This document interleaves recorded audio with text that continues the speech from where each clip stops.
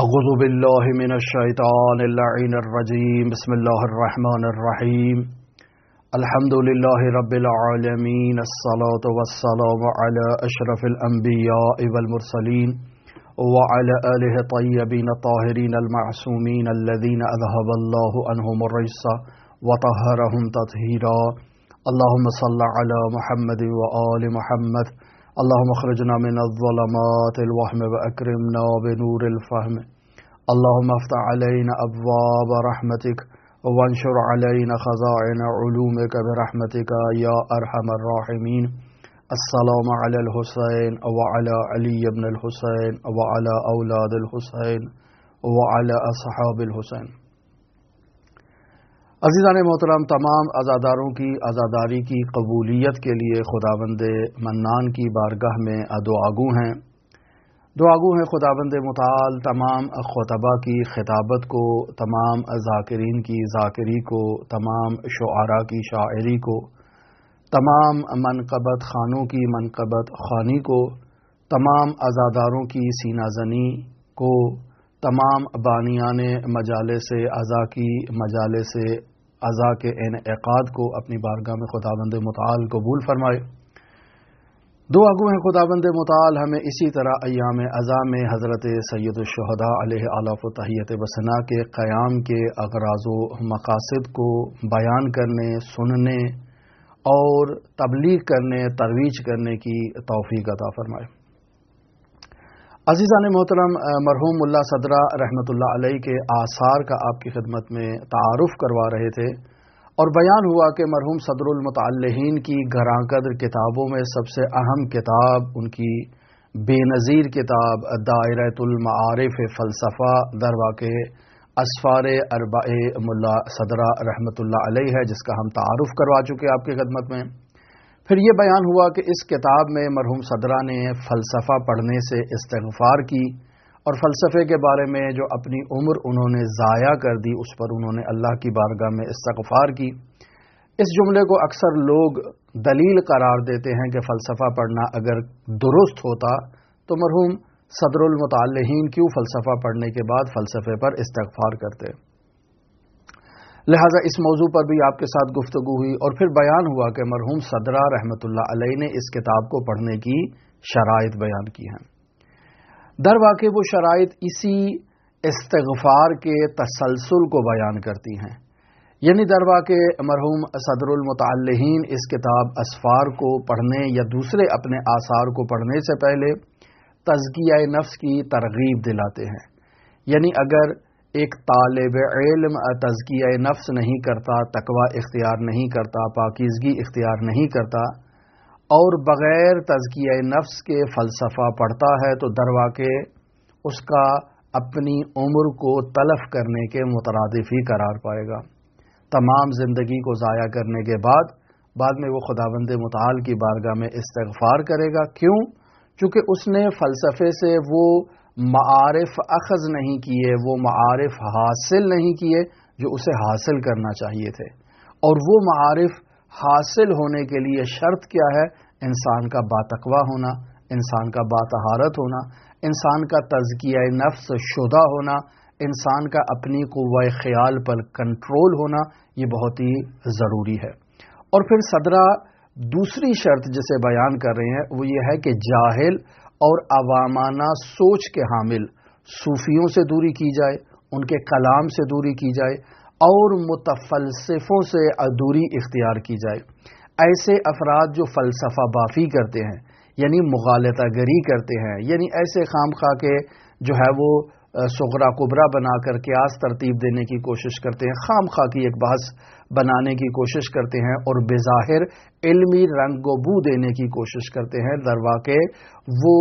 الفاظ، وہ کلمات، وہ بیانات جنہیں وہ بیان کر رہے ہیں وہ روح سے خالی ہوتے ہیں اور انسان کو کسی بلند مقام پر پہنچانے میں اپنا کردار ادا نہیں کرتے۔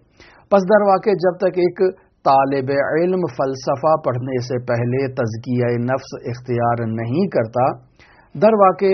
ایسا انسان کمالات تک نہیں پہنچ پائے گا۔ یعنی اس کتاب میں جو مطالب مرحوم صدر المتعلہین نے بیان کیے ہیں، خود صدرہ نے ان مطالب کو پڑھنے سے پہلے، ان مطالب کو سیکھنے سے پہلے،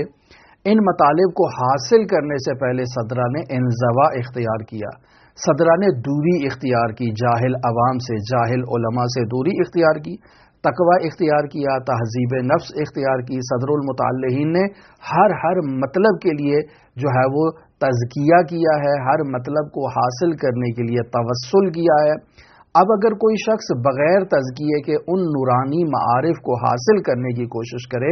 تو یقینی بات ہے چونکہ اس شخص میں تزکیہ موجود نہیں ہے، اس شخص میں اہل بیت اطہار سے توسل موجود نہیں ہے، قرآن و اطرت سے توسل موجود نہیں ہے، یقینی بات ہے کہ وہ انسان ان نہایتی گران بہا قیمتی درر جیسے مطالب تک دسترسی حاصل نہیں کر پائے گا۔ لہذا مرحوم صدر المتعلہین نے اپنی اس کتاب اسفار اربعہ کی اہم ترین خصوصیت جو بیان کی ہے وہ یہ ہے کہ یہ فلسفہ یعنی حکمت مطالعہ یا صدرہ یہ شریعت کے ساتھ مکمل طور پر ہم آہنگی رکھتی ہے، مکمل طور پر مطابقت رکھتی ہے۔ فلسفہ صدرہ اور شریعت محمدیہ آپس میں تضاد نہیں رکھتی۔ عین یہی مطلب ایک کتاب میں مرحوم آیت اللہ حسن زادہ آملی نے بیان کیا ہے کہ قرآن برہان و عرفان از ہم جدائی ندارن، کہ قرآن جو کہہ رہا ہے برہان بھی وہی کہہ رہا ہے، عرفان بھی وہی کہہ رہا ہے۔ پس قرآنی تعلیمات میں، برہان فلسفی میں اور حکمی میں اور عرفان اسلامی میں کسی قسم کا تضاد موجود نہیں ہے۔ وہ شخص جو تضاد تلاش کرنے کی کوشش کر رہا ہے در واقع ایسا شخص یا تو متفلسفی ہے یا ایسا شخص جاہل صوفیوں سے جو ہے وہ مانوس ہو چکا ہے، یا ایسے شخص نے ابھی تک تزکیے کی وادی میں قدم ہی نہیں رکھا ہے۔ لہذا مرحوم صدر المتعلہین اس کتاب اسفار اربعہ کو یا بطور کل کہا جائے کہ فلسفہ پڑھنے کے لیے بنیادی شرط جسے بیان کر رہے ہیں وہ ہے قرآن و اطرت سے انس اختیار کرنا اور تزکیہ نفس اختیار کرنا، اور جب تک انسان تزکیہ نفس اختیار نہیں کرے گا وہ قرآن و سنت سے اس فلسفے کو تطبیق کر کے سمجھنے کی صلاحیت نہیں رکھے گا۔ لہذا مرحوم صدرہ نے اس قدر آیات و روایات سے اس کتاب اسفار میں استدلال کیا ہے کہ بس اوقات انسان سمجھتا ہے کہ شاید کوئی علم کلام کی کتاب کو مطالعہ کر رہا ہے۔ پس بنیادی طور پر ہم اگر سوال کرنا چاہیں ان افراد سے جو فلسفے کی مخالفت کرتے ہیں، جو افراد عرفان اسلامی کی مخالفت کرتے ہیں، اگر ہم ایسے افراد سے گفتگو کریں اور ان کو اس چیز کی طرف متوجہ کروائیں کہ در واقع قرآن برہان و عرفان از ہم جدائی نہ دارد، کہ یہ تینوں چیزیں آپس میں ایک دوسرے سے ان میں بینونت اور جدائی موجود نہیں ہے،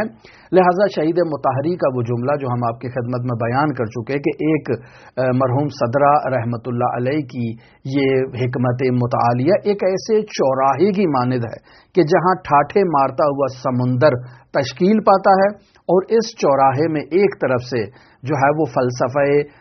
ارسطوئی، فلسفہ مشائی، فلسفہ سینائی ایک طرف سے آ رہا ہے، ایک طرف سے حکمت اشراق سہروردی آ رہی ہے، ایک طرف سے عرفان نظریہ محی الدین ابن عربی آ رہا ہے، اور ایک طرف سے قرآن و اطرت کے جو ہے وہ مفاہیم نورانیہ آ رہے ہیں، اور جہاں آ کر یہ امتزاج اختیار کرتے ہیں اور ایک ٹھاٹھے مارتے ہوئے سمندر میں تبدیل ہو جاتے ہیں، یعنی قرآن و برہان و عرفان یکجا ہو کر آپس میں جو ہے وہ وحدت اختیار کر لیتے ہیں۔ اس نقطۂ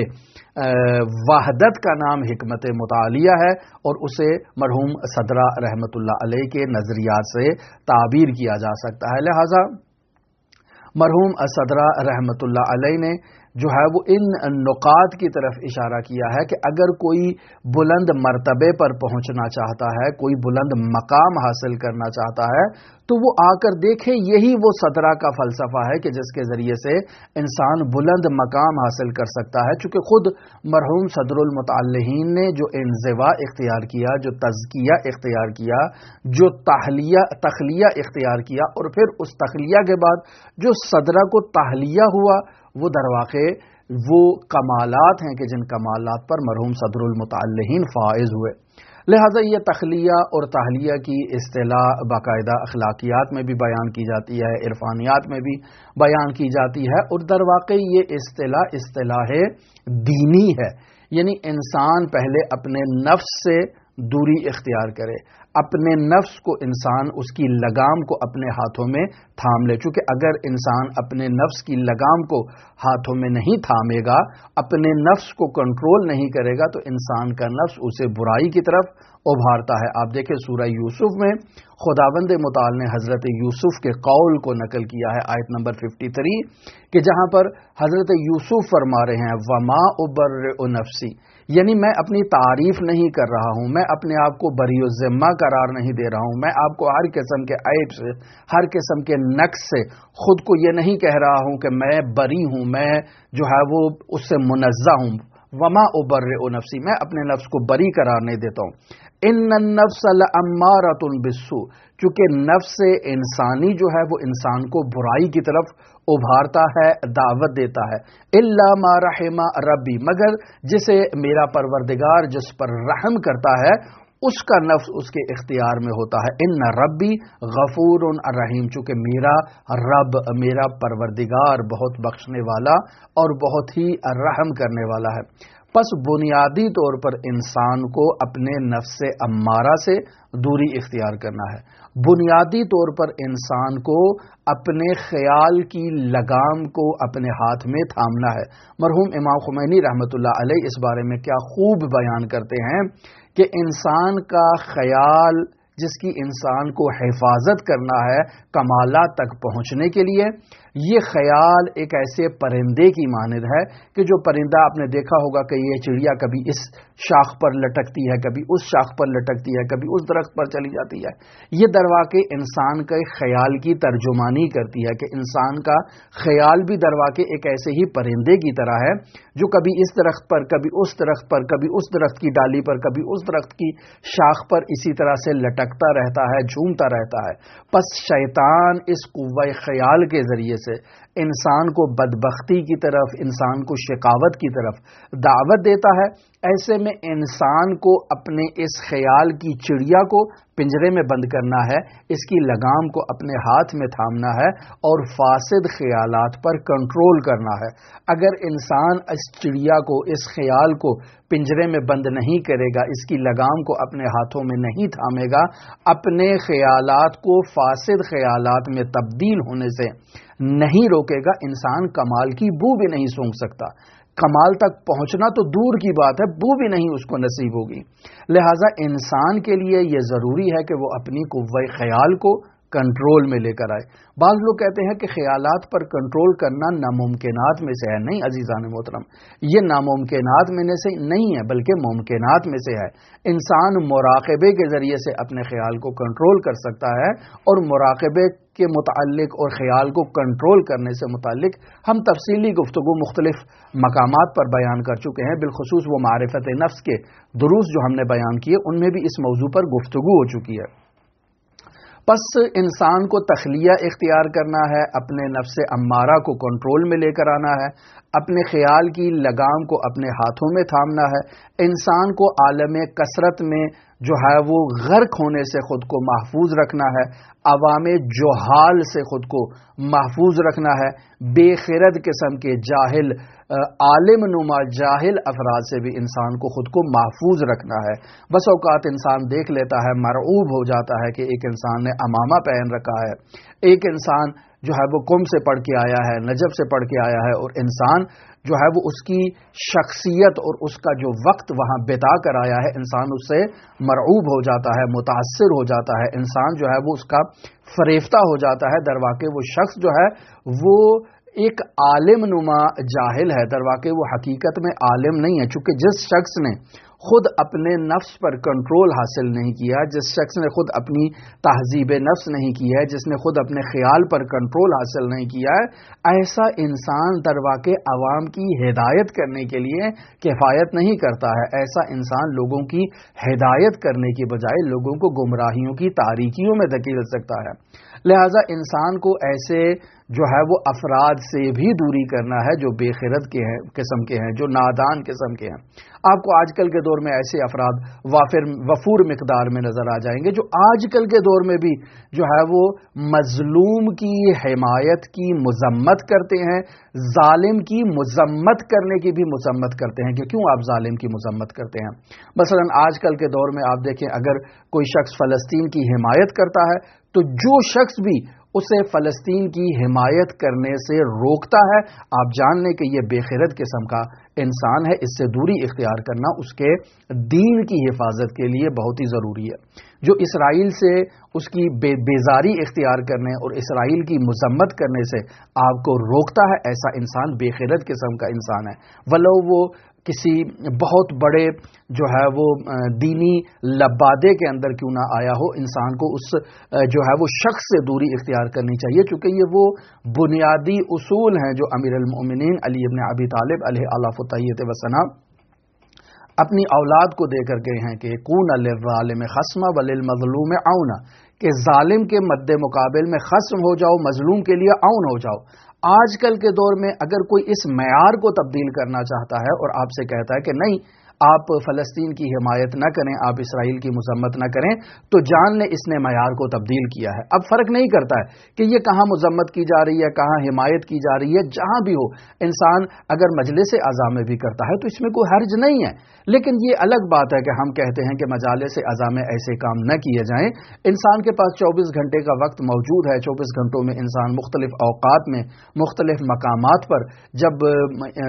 ظالم کی مذمت کر سکتا ہے، مظلوم کی حمایت کر سکتا ہے، تو صرف فرش اعضاء ہی کو کیوں اس کے ساتھ مخصوص کیا جائے، یہ ہم اس عنوان سے کہتے ہیں، وگرنہ فرش اعضاء پر بھی اگر انسان مظلوم کی حمایت کرتا ہے، ظالم کی مذمت کرتا ہے، تو یہ وہ درواقع امیر المؤمنین کے وظیفے پر عمل کر رہا ہے۔ اب یہاں پر یہ بعض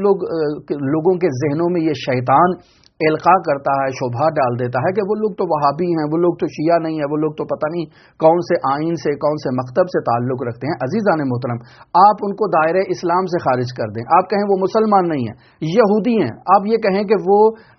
مسیحی ہیں، وہ مسلمان نہیں ہیں فلسطینی، تب بھی وہ مظلوم واقع ہو رہے ہیں، اور آپ بے عنوان مسلمان، آپ بے عنوان شیعہ، آپ کا وظیفہ بنتا ہے کہ آپ ان کی حمایت کریں۔ کیا آپ نے امیر المومنین کے وہ کلمات نہیں سنے کہ اگر کسی خاتون کے پازیب کو اتار لیا جائے اور کوئی مسلمان اس خبر کو سنے اور وہ خاتون غیر مسلم ہو اور انسان وہ خبر سن کے دغ کر جائے، مر جائے، تو تب بھی وہ شخص جو ہے وہ حق بجانب ہے؟ تو عزیزان محترم، ہم کہاں کھڑے ہیں؟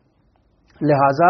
انسان اگر تخلیہ اختیار کرنا چاہتا ہے تو بنیادی شرط اس کی یہ ہے کہ وہ عالم نفس کے نفس امارہ کی لگام کو اپنے ہاتھ میں تھامے۔ اس کے لیے بنیادی شرط ہے کہ وہ اپنے طائر خیال کو اپنے کنٹرول میں لے کر آئے، اس کو پنجرے میں بند کرے۔ اس کے لیے شرط یہ ہے کہ وہ عالم کثرت سے دوری اختیار کرے۔ اس کے لیے شرط یہ ہے کہ وہ عوام جہال سے دوری اختیار کرے۔ اس کے لیے شرط یہ ہے کہ وہ ایسے نیم حکیم بے خرد قسم کے علماء سے دوری اختیار کرے۔ اس کے لیے شرط یہ ہے کہ وہ افراد جو فلسفے اور عرفان کی مخالفت کرتے ہیں، ایسے نادان افراد سے دوری اختیار کی جائے، در واقع دنیا پرستوں سے دوری اختیار کی جائے، ابناء دنیا سے دوری اختیار کی جائے۔ اگر انسان اس تخلیہ کو کرنے میں کامیاب ہو جائے تو اب اس کے بعد دوسرا مرحلہ اس کا آتا ہے تحلیہ کا۔ تحلیہ کے مرحلے میں انسان نے تہذیب نفس کرنا ہے، یعنی جب اس نے خالی جگہ کر دی، یعنی نفس امارہ کو پر کنٹرول کر دیا،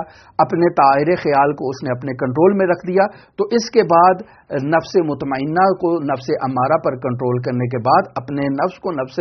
مطمئنہ میں اس نے تبدیل کرنا ہے۔ اس نے اپنی روح کو آلودگیوں سے، جو معنوی کثافتیں ہیں، معنوی آلودگیاں ہیں، ان سے پاکیزہ کرنے کے لیے اس نے اپنے نفس کی تربیت کرنا ہے، شرعی ریاضات کرنا ہے، اپنے افکار کو جو ہے وہ اخلاق حمیدہ سے پابندی کرنے کے لیے اس نے ان کی تربیت کرنا ہے۔ در واقع حضرات اہل بیت علیہم الصلاۃ والسلام کی ولایت اور عصمت اور طہارت کے دروازے پر آ کر اس شخص نے توسل کرنا ہے اور اہل بیت علیہم الصلاۃ والسلام سے یہ تقاضا کرنا ہے کہ میں نے تخلیہ کیا ہے، تحلیہ میں آپ میری مدد کریں۔ لہٰذا انسان اول تو تخلیہ میں بھی ان ہستیوں سے مدد لے چکے، یہ کام بھی نہایت ہی دشوار ہے۔ اب انسان اگر تخلیہ کرنے میں کامیاب ہو جاتا ہے، پھر انسان خود کو آراستہ کرے اور در واقع وہ اپنے رضائل اخلاقی کو تبدیل کر رہا ہے فضائل اخلاقی میں، یعنی ان کی جگہ کو تبدیل کر رہا ہے۔ اب جگہ تبدیل کرنے کے بعد اب انسان ایک کلمہ بھی اگر پڑھ لیتا ہے تو یہ کلمہ در واقع حکمت صدرائی کا مصداق ہے۔ یہ کلمہ وہ حکمت ہے کہ جس کی قرآن میں دعوت دی گئی ہے کہ انسان کو انبیاء کا وظیفہ یہ ہے کہ وہ انہیں کتاب و حکمت کی تعلیم دیتے ہیں۔ لہٰذا آپ دیکھیں وہ افراد جو اس کے مصداق بنے، رسول خدا صلی اللہ علیہ وآلہ وسلم سے ایک نورانی حدیث جسے مرحوم کلینی نے کافی کی جلد نمبر 1 اور صفحہ نمبر 401 پر درج کیا ہے۔ در واقع عزیزان محترم یہ حدیث ہمارے لیے ایک معیار ہے آج کل کے دور کے لیے بھی۔ مثلا رسول خدا فرماتے ہیں لو علم ابی ذر ما فی قلب سلمان لکفرہ او قتلہ، کہ اگر ابو ذر کو معلوم ہو جائے کہ سلمان کے دل میں کیا گزر رہا ہے، ابو ذر کو علم ہو جائے تو وہ یا تو سلمان کی تکفیر کر دے گا یا سلمان کو قتل کر دے گا۔ اب آپ دیکھیں کہ دونوں بہت بڑے جلیل القدر اصحاب رسول خدا ہیں، دونوں جلیل القدر اصحاب ہیں امیر المؤمنین علی ابن ابی طالب علیہ الاف و تحیت وثنا کے، لیکن دونوں کے ایمان کی کیفیت کو آپ مد نظر رکھیں، دونوں کے درجات کو مد نظر رکھیں کہ ابو ذر در واقع توان تحمل افکار سلمان نہیں رکھتا، لہٰذا اگر ابو ذر کو معلوم ہو جائے کہ سلمان کے وجود میں کیا گزر رہا ہے تو در واقع ابو ذر اس کو سلمان کے مقام کو، سلمان کی منزلت کو، سلمان کے ان خیالات کو، ان افکار کو تحمل کرنے کی تاب نہیں رکھتا، توان نہیں رکھتا۔ تو آپ آج کل کے دور میں یہ جو بعض افراد مخالفت کرتے ہیں بعض دوسرے افراد کی، آپ کیسے کہہ سکتے ہیں کہ یہ دونوں آپس میں ایک رتبے میں ہیں؟ یہ ایک رتبے میں عزیزان محترم نہیں ہیں۔ جب رسول خدا صلی اللہ علیہ وآلہ وسلم کے زمانے میں دو جلیل القدر اصحاب ایک رتبے پر نہیں ہیں، ابو ذر اور سلمان جیسے صحابی، تو آپ کیسے توقع رکھ سکتے ہیں کہ میثم تمار جیسے صحابی باقی اصحاب کے ساتھ ایک جیسے ہیں، اور رشید حجری جیسا صحابی باقی اصحاب کی طرح ہے، حبیب ابن مظاہر جیسا صحابی باقی اصحاب جیسا ہے، جابر بن یزید جعفی جیسا صحابی باقی عام اصحاب کی طرح ہے، معروف قرخی جیسا صحابی باقی عام اصحاب کی طرح ہے، بشر حافی جیسا صحابی باقی عام اصحاب کی طرح ہے۔ نہیں عزیزان محترم، ان اصحاب کے مراتب میں فرق پایا جاتا ہے۔ اب سوال یہ پیدا ہوتا ہے کہ اصحاب سر، چونکہ انہیں اصطلاحاً اصحاب سر کہا جاتا ہے، یہ محرم راز ہیں حضرات اہل بیت علیہم الصلوۃ والسلام کے، ان کے قلوب پر وہ مطالب وارد ہوتے ہیں، وہ مشاہدات ان کے قلوب پر آتے ہیں کہ جنہیں باقی اصحاب تحمل کرنے کی توان اور تاب نہیں رکھتے، لہٰذا اگر انہیں مل جائے وہ باتیں علم ہو جائے لکفرہ، یا وہ کفر کا ان کا فتویٰ دے دیں گے، او قتلہ، یا ان کے قتل کا فتویٰ دے دیں گے۔ پس یہ بہت ہی اہم نقطہ ہے۔ اب یہاں سوال پیدا ہوتا ہے کہ کیا آج کے اس دور میں 2024 کا سال گزر رہا ہے، کیا ان حقائق تک پہنچنا صرف انہی افراد کے ساتھ مخصوص تھا؟ کیا اسی زمانے میں سلمان بن سکتے تھے، رشید حجری بن سکتے تھے، میثم تمار بن سکتے تھے؟ کیا اسی زمانے کے ساتھ بشر حافی اور ایسی شخصیات مخصوص تھی؟ آج کے زمانے میں کوئی معارف اہل بیت علیہم الصلوۃ والسلام کا مطالعہ کر کے، کوئی تزکیہ کر کے، کوئی تحلیہ کر کے، کوئی ان نورانی معارف تک نہیں پہنچ سکتا؟ تو کہیں گے کیوں نہیں پہنچ سکتا ہے؟ پہنچ سکتا ہے۔ اہل بیت علیہم الصلوۃ والسلام کے معارف آج بھی موجود ہیں، اور آج بھی ان معارف پر انسان تخلیہ کرنے کے بعد جب تحلیہ کرتا ہے تو ان معارف کی قداست کو اور بلندیوں کو چھو سکتا ہے۔ سوال پیدا ہوتا ہے کہ کیا امام زمان اجل اللہ تعالی فرجہ شریف جو پردہ غیبت میں ہیں، تو کیا عصر غیبت میں کوئی انسان ان بلند مقامات تک نہیں پہنچ سکتا؟ نہیں عزیزان محترم، پہنچ سکتا ہے۔ سوال یہ پیدا ہوتا ہے کہ کیا معصوم علیہ الصلوۃ والسلام جو فیاض ہیں تو ان کی فیاضیت کیا زمانے حضور سے تعلق رکھتی ہے؟ زمانے عصر غیبت میں وہ در واقع فیاض نہیں ہیں، ان کا کرم نہیں ہے، ان کا لطف نہیں ہے، ان کی عنایت نہیں ہے، ان کی رہنمائی نہیں ہے، ان کا ارشاد نہیں ہے؟ زمانے حضور اور زمانے غیبت میں فرق ہے؟ نہیں عزیزان محترم، ان ہستیوں کے لیے حضور اور غیبت کا زمانہ فرق نہیں رکھتا۔ جیسے وہ زمانے حضور میں ہدایت کرتے ہیں ویسے ہی زمانے غیبت میں وہ لوگوں کی ہدایت کرتے ہیں، لیکن اس کے لیے شرط کیا ہے؟ سورہ عنکبوت آیت نمبر 69 میں بیان کر دیا خداوند متعال نے، والذین جاہدوا فینا لنہدینہم سبلنا، کہ جو بھی جد و جہد کرتے ہیں، جہاد کرتے ہیں، کوشش کرتے ہیں اللہ تبارک و تعالی کی طرف قدم بڑھانے کے لیے، لنہدینہم سبلنا، اللہ تبارک و تعالی ان کی ہدایت کرتا ہے، خود مہدی موعود کو ان کے پاس بھیج دے گا کہ ان کی ہدایت کرو، خود در و دیوار پر ایسے کتیبے آویزاں کر دے گا تاکہ وہ انسان کی ہدایت کریں، وگرنہ مرحوم آیت اللہ بہجت سے ہم نقل کر چکے کہ یہ در و دیوار انسان کے لیے ہادی اور مرشد بن سکتے ہیں اور انسان کی ہدایت کر سکتے ہیں، انسان کی رہنمائی کر سکتے ہیں۔ پس حضرات ائمہ معصومین علیہم الصلوۃ والسلام کی فیاضیت زمانے حضور کے ساتھ مخصوص نہیں ہے، لہٰذا آپ دیکھیں کہ سید ابن طاؤس جیسی شخصیات عصر غیبت سے تعلق رکھتی ہیں، سید محمد مہدی بحر العلوم کی شخصیت عصر غیبت سے تعلق رکھتی ہیں، ابن فہد ہلی کی شخصیت عصر غیبت سے تعلق رکھتی ہیں، سید علی ششتری، ملا حسین کلی حمدانی، سید علی آغا قاضی طباطبائی، مرحوم علامہ طباطبائی، مرحوم آیت اللہ بہجت، یہ سب شخصیات عصر غیبت کبریٰ سے تعلق رکھتی ہیں۔ پس جب یہ شخصیات ایسے بلند مقامات پر، علمی مقامات پر، علمی بلندیوں پر پہنچ سکتی ہیں تو پھر ہم کیسے کہہ سکتے ہیں کہ ان افراد کے جو بلندیوں تک پہنچنا ہے یہ دروازہ بند ہو چکا ہے؟ نہیں عزیزان محترم، یہ دروازہ بند نہیں ہوا ہے۔ کیا ان شخصیات کے جو مکاشفات ہیں، جو مشاہدات ہیں، جو ان کے قلب پر نورانی حقائق جو نازل ہوتے ہیں، کیا وہ شریعت مقدسہ مطہرہ اسلامیہ کے برخلاف ہیں؟ نہیں عزیزان محترم، یہ سب کے سب فقہا ہیں، یہ سب کے سب جلیل القدر شخصیات ہیں، لہٰذا انہیں کسی قسم کی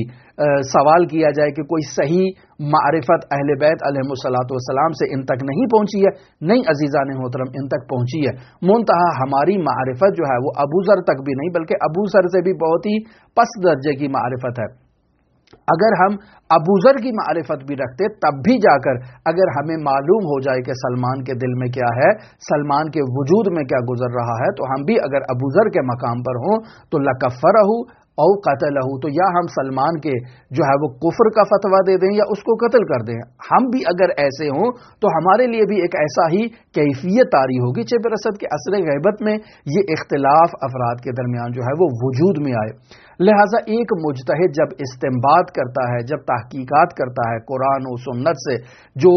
فتویٰ دیتا ہے، تو کیا وہ فتویٰ اس کا حجت ہے؟ کیا وہ فتویٰ قابل قبول ہے؟ تو سب کہیں گے کہ جی ہاں وہ فتویٰ بھی حجت ہے، وہ فتویٰ قابل قبول بھی ہے۔ تو جب ان فقہا پر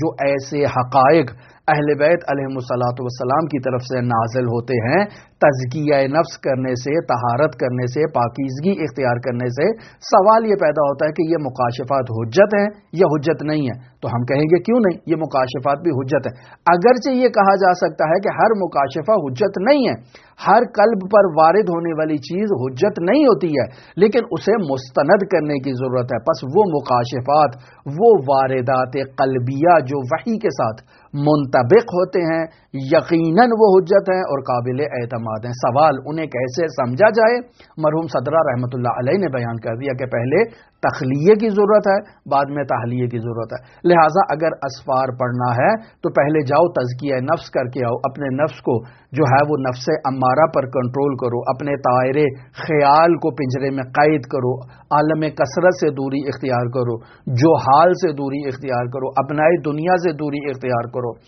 بے خرد نادان قسم کے علماء سے دوری اختیار کرو، وہ افراد کے جو درواقے معرفت کے دروازوں کو اور دریچوں کو آپ کے اوپر بند کر دیتے ہیں ان سے دوری اختیار کریں۔ پھر آئیں آپ جو ہے وہ تحلیے کے مراتب کو طے کریں، خود کو پاکیزگی کے ساتھ آراستہ کریں، خود کو فضائل اخلاقی سے آراستہ کریں، دعا کریں، توسل کریں. خداوند متعال آپ کے لیے اس دعا اور توسل کے نتیجے میں وہ دروازے کھولے گا کہ جو انسان کھولنا چاہتا ہے، جن بلندیوں تک پہنچنا چاہتا ہے. لیکن پھر بھی انسان اگر بلندیوں تک پہنچ جائے تب بھی انسان جو ہے وہ یہ توقع نہ رکھے کہ میں اب آخری سٹیج پر پہنچ چکا ہوں. نہیں عزیزان محترم، اب بھی وہ بلندیاں باقی ہیں. انسان ابھی بھی اپنے مافوق رتبے پر موجود شخصیت کو اگر مشاہدہ کرے گا تو یا اس کی تکفیر کرے گا یا اس کے قتل کا فتویٰ جاری کر دے گا. بس آج کل کے دور میں اگر کوئی شخص فلسفے و عرفان کی مخالفت کرتا ہے تو آپ اس مخالفت کو اہمیت اس عنوان سے نہ دیں کہ یہ شخص رتبہ کم پہ موجود ہے، رتبہ دانی پر موجود ہے، رتبہ عالی کی مخالفت کر رہا ہے. آپ اس کو یہیں پر جو ہے وہ کنٹرول کریں، تہذیب نفس اختیار کریں، تقوی اختیار کریں، پاکیزگی اختیار کریں. خداوند متعال آپ کے لیے وہ دریچے کھولے گا کہ جن دریچوں سے آپ خداوند متعال کے ان مشاہدات کو، ان واردات کو، ان الطافات کو مشاہدہ کریں گے جو اللہ اپنے خاص بندوں پر نازل فرماتا ہے. ہماری دعا ہے کہ خداوند متعال ہمارے لیے ان نورانی حقائق کے دریچوں کو کھولے. یہ آج اسفار اربع کے تعارف پر مشتمل پہلی یہ جو کتاب کا تعارف آپ کی خدمت میں کروایا یہ کمپلیٹ ہو گیا. کل انشاءاللہ مرحوم صدرہ کی دوسری کتاب شواہد ربوبیہ سے متعلق آپ کی خدمت میں گفتگو کریں گے. ہماری دعا ہے کہ خداوند متعال علم نور ہمیں عطا فرمائے. دعا گو ہے خداوند متعال ہماری تمام علمی، معنوی، عقیدتی مشکلات کو حل فرمائے. دعا گو ہے خداوند متعال ہمیں امام زمان اجل اللہ تعالی فرجہ شریف کے سچے سپاہیوں میں قرار دے. دعا گو ہے خداوند متعال ہمارے لیے جو ہے وہ امام زمان اجل اللہ تعالی فرجہ شریف کے ظہور میں تعجیل فرمائے اور ہمیں امام زمان اجل اللہ تعالی فرجہ شریف کے اصحاب و آوان و انصار میں ہمارا شمار فرمائے. آپ تمام عزیزان کے لیے امام رؤوف امام علی ابن موسیٰ رضا کی نورانی بارگاہ میں نائب الزیارہ بھی ہیں اور دعاگو بھی ہیں. اللہم صلی علی محمد و آل محمد وعجل فرج قائم آل محمد.